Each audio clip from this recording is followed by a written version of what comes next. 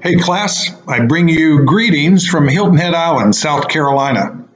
If any of you have been here before, you probably can't wait to get back. And for those of you who have not been here, what's keeping you? It's really a great place to be, a great vacation spot. But anyway, here for a week with relatives on my wife's side, so I'm spending time with the outlaws, I guess. But anyway, I'm going to combine the video for chapters 11 and 12, talk you through some of those key points. One thing I wanted to mention up front, though, this is week 6, so we're getting down to the end of it. And I would suggest that you go to week 8 and check out the information on final paper. There is a case study that you're going to read, so I would suggest getting to that soon, highlighting, maybe making some notes in the margins or whatever. So when it's time to write the paper and respond to the questions that I pose, it'll make it a little easier for you to do that, because I'm going to ask you to refer to the case and be specific about things that happen with these folks. So anyway, let's get to it. First, we have chapter 11 is on problem solving.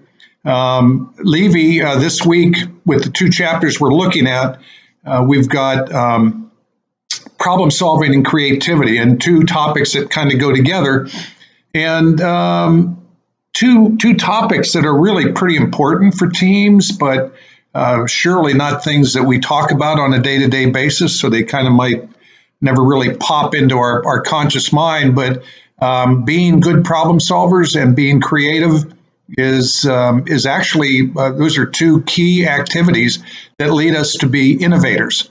I would suggest that the ultimate organizational outcome is innovation.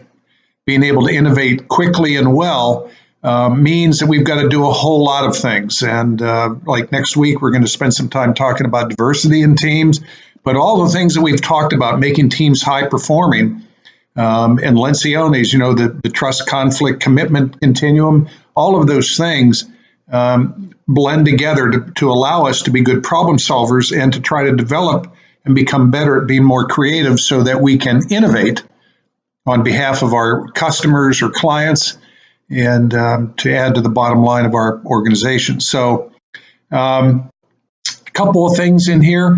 One of the most important and overlooked, as crazy as it may be or sound, is in problem solving, is making sure that we have defined the problem. So problem definition is one of the first things that Levy talks about, and making sure that we have defined it correctly is pretty important, I'd say, because if we haven't done that, we're going to solve something. It just might not be exactly what we were supposed to be solving. The whole idea is to start generating solutions, not problems. We have plenty of folks who want to tell us about the problems, but coming up with solutions is really important. What did I want to say? There are a number of factors that Levy points out that improve team problem solving. And one of the things he mentioned in there is managing tasks and relationships. And if you remember from our the Tuckman model that I posted out there, task and relationship behaviors are what drives good teams through the forming, storming, norming, and performing process, which also gets mentioned in these chapters. So keep that in mind, that there are some things that we can do to improve team problem solving, and Levy talks a lot about it. There's a chart on page 208 in your book, or at least in edition 5, that give us a lot of information about that. It talks about factors that hurt team problem solving. Jumping to a solution is something that we have a tendency to do, because as soon as we come up with a solution, we're done, right? We don't have to spend any more time on this, but it's pretty counterproductive to take that sort of approach to things. There's a problem-solving model. I guess maybe that's what I had down for page 208, a process for solving problems. So I'd commit that to your study, and something you may want to keep in mind next time that you've got a problem to walk through. Let's see, what else do I want to say? In teams, an approach that has a lot of value is process mapping. Hopefully some of you had an opportunity to actually work through that.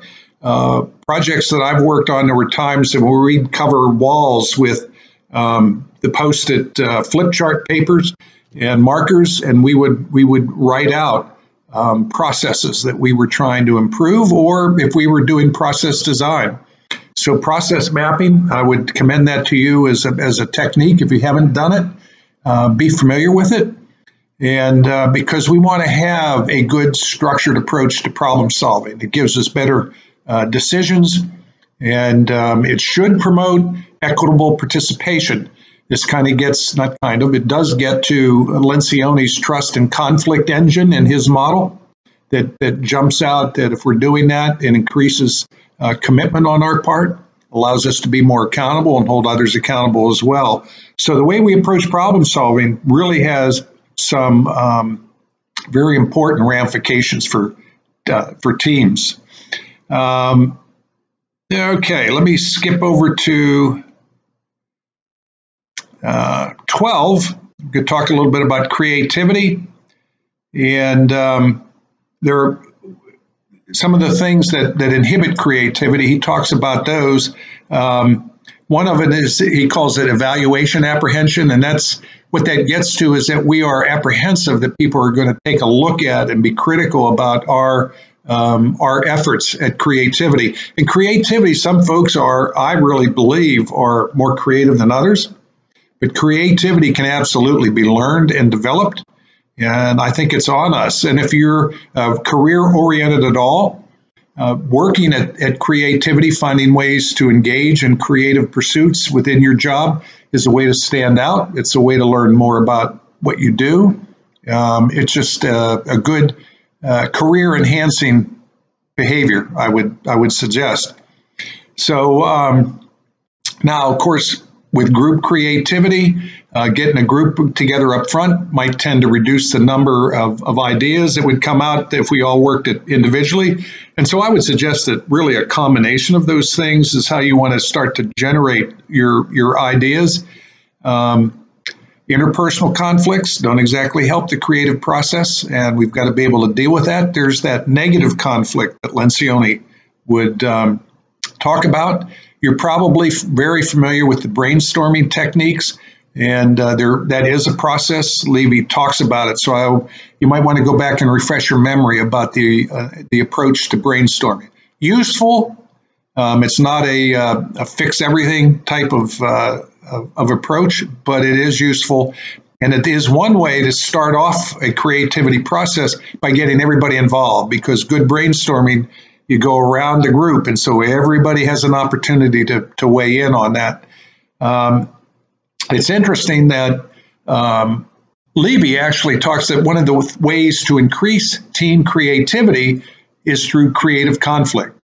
It just fascinates me how often Lencioni's approach to good constructive conflict just comes up in different books that I look at, and different situations where it's obvious that creative conflict is vital to team success.